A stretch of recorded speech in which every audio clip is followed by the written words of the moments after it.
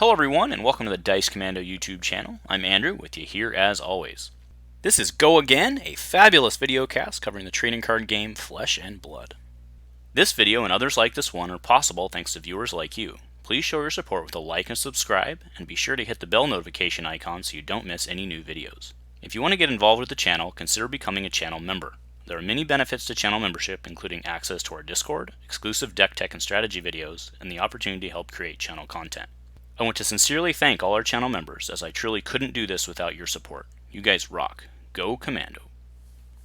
Hello everyone, welcome to Dice Commando and the Commando Cast. So today is the second in a two-part series regarding card rarity and purchase levels. Last episode we used rarity and pack distribution for Welcome to Wrath and Arcane Rising to make my argument on entry point buy levels. With Crucible or COW, COW, whatever you want to call it, though things are changing, and by things I mean the rarity levels are changing. Less cards per pack, different rarities. So naturally, we'll still want to pick up what we need out of that. So what I want to do is kind of look that in order to get the cool toys, what are we going to need? So today we're looking at rarity changes in COW, how they will impact purchasing going forward, not just for new players, but for everyone.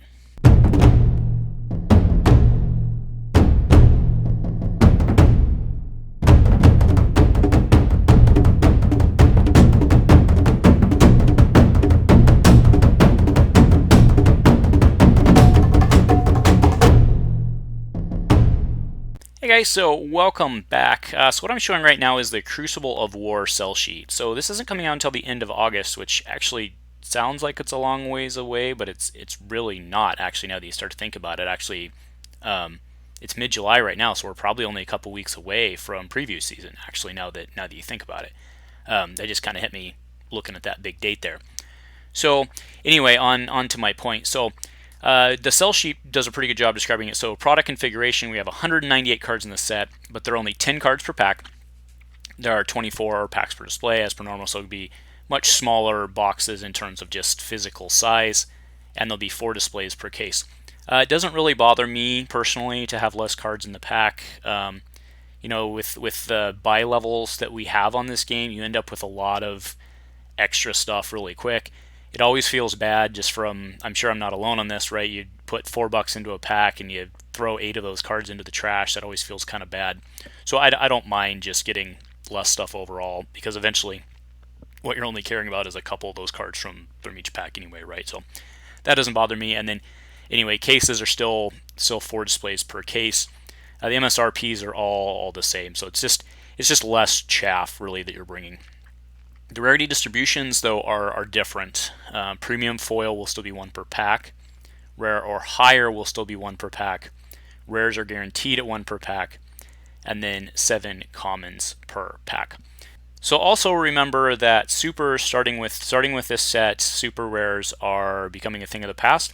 They're replacing the 4 super rare slots per box with 4 more Majestics, but just removing supers entirely. So if you really what you should think about is that Majestics is really taking, you know, both those lines together and kind of squishing them. So we'll see 6 Majestics per box, no more super rares.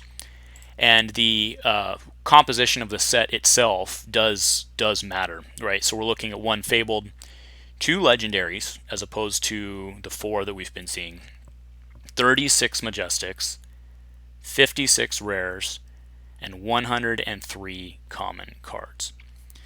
So if you kind of notice the changes, they have a note in their article about how the legendary breakdown is going to change, and this is pretty impactful, I think. So let's go ahead and hit on this before we get into the actual numbers.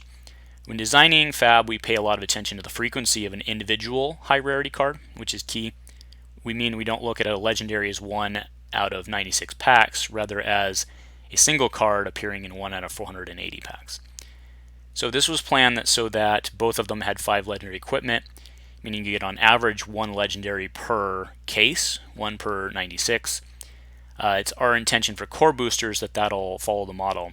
But for a supplementary set like Crucible of War, because there's only 2 legendaries in it, they still want the single card appearance to be the same, which means that the overall reduction in appearance of these legendary cards is going to drop to 100 or 1 per 240, meaning the frequency of finding a specific card is the same in an established baseline, but you're going to get less overall. So it's kind of interesting overall. I'm not actually sure from an economic standpoint what that means, right? So on the one hand, you have less frequent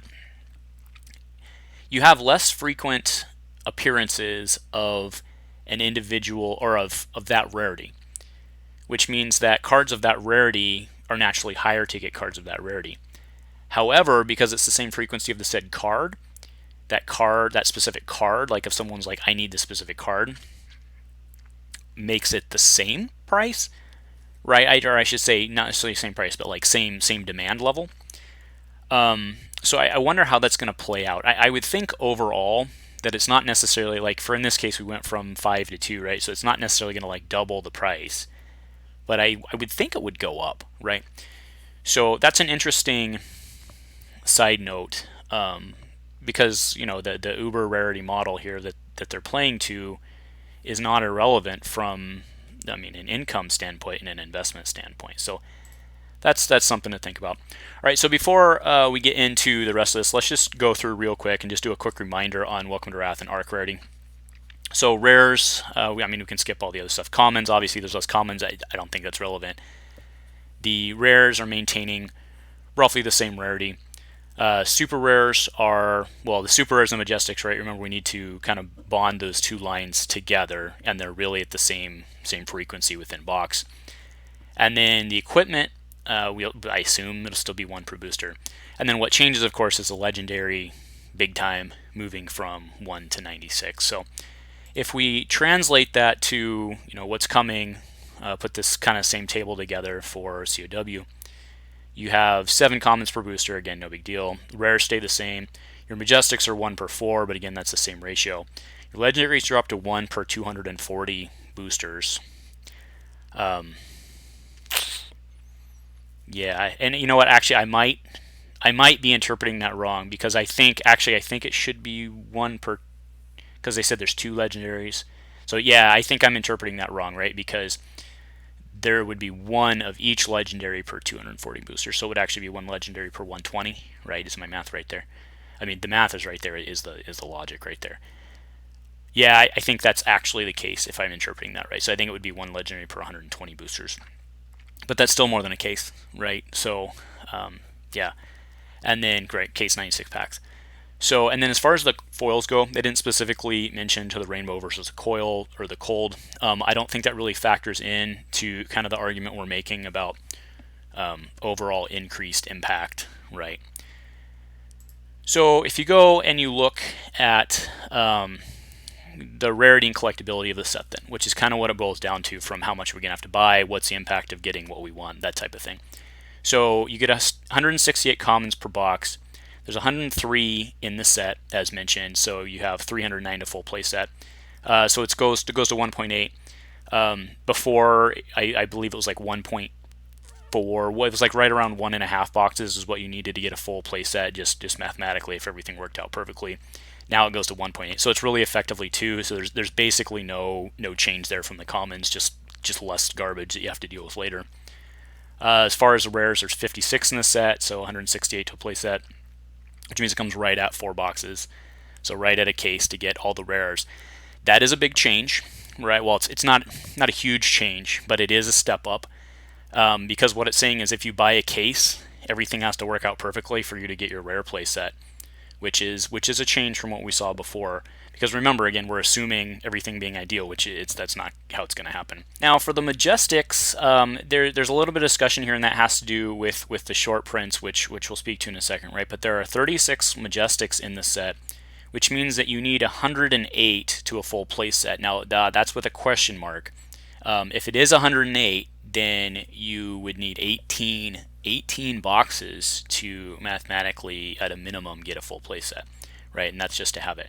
Now, to kind of expand on why I'm saying there's a question mark there, they do have this note in here about short print. So as much as possible, we want to make the frequency of each card within a rarity the same, and a lot of planning goes in to achieve this.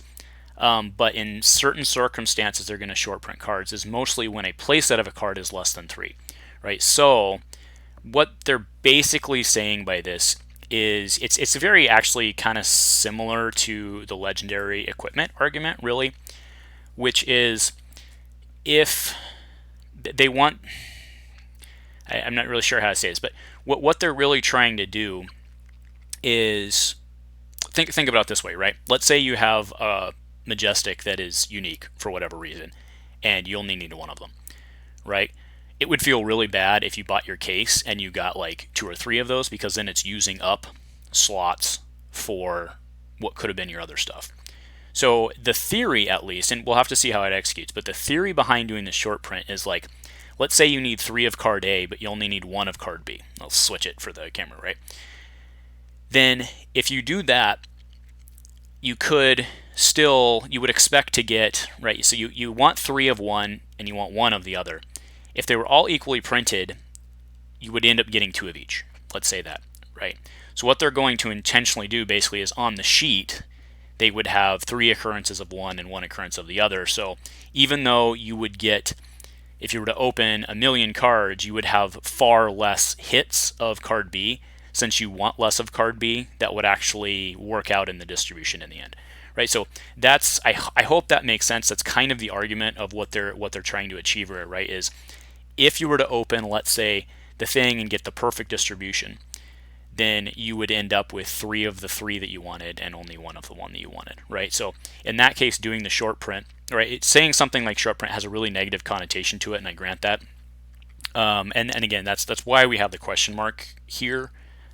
But I think it makes sense, and I think it'll help us out in the long run. So anyway, long story short on this is that I think the 18 boxes are going to end up being less than 18 boxes, right? Because you look at that 18 and it's like, holy good lord, no way do I need to buy that much for a set. And granted, I know not everyone's after a complete set and all that, but I'm just saying mathematically, right, the larger the number is to get a play set, the harder it becomes to get the specific things you want. I mean, that's just the reality of it, right? So hopefully this is somewhere in the closer range of what it was before, right, which is in, I think it was 13 boxes, if I'm recalling my math correctly before. So hopefully this is consistent with that. But I mean, it's not going to be better, right? I mean, if you just look at the math, right, you have more of the harder to get stuff in the set, so it's going to be harder to get it. I mean, it's going to be harder to get the full run. I mean, that's just math, right? So yeah, because if again, just a reminder on the art collect. So I said it was 13. It's actually 15. Right, that's what I'm showing right now. So for the Majestics, it was a 15. For the total thing, it was a 15 box run to get the full complete play set mathematically with perfect distribution. Now it's 18. So hopefully with the short prints, maybe it'll actually come down in that range and it won't be too big of an impact. So anyway, I think I've pretty much told the story. I mean, I'm not really necessarily conclude. I don't think we can know more until later. But mathematically, I think it's pretty clear that things aren't getting easier. I do think they're taking some steps to, in theory, balance it out. We'll have to see how that actually plays out in the long run. I am kind of very curious to see on the legendaries what happens to the prices, because the individual. I mean, I get it from the point of wanting an individual card. It should be the same, assuming an equal distribution. But again, you're getting less of that rarity overall, so aren't people going to naturally be less likely to part with those rarities for the same price? I don't know. We will have to see how it pulls out. But either way, Crucible of War seems really cool. I think everyone's very excited for it, and that's why we're having this conversation. If it wasn't cool, we wouldn't care, right? So, yeah, just thinking ahead and kind of putting it in context of what we've been talking about. So, again, if you like what we're doing here, again, the Fab content, a lot of people getting very interested in Fab, which is fantastic. So if you're into that, make sure to like, subscribe, go ahead and hit that bell so you get the notifications. Trying to crank this stuff out when we can. So, nothing else. Thanks for joining me today, and go Commando.